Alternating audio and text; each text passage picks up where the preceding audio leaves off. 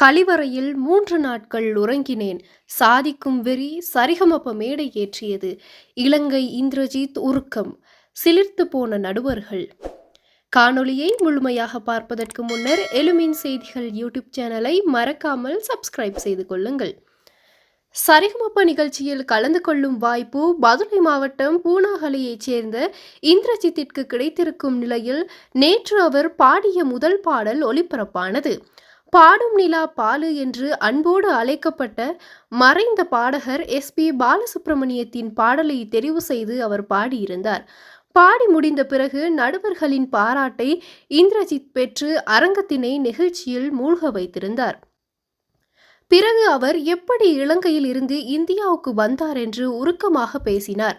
அதில், நான் இலங்கையில் பதுளை மாவட்டத்தில் இருந்து வருகிறேன். அங்கு ஹோட்டல் ஒன்றில் வேலை செய்து சம்பாதித்த பணத்தில் சென்னை வருவதற்காக டிக்கெட்டுகளை பெற்றேன்.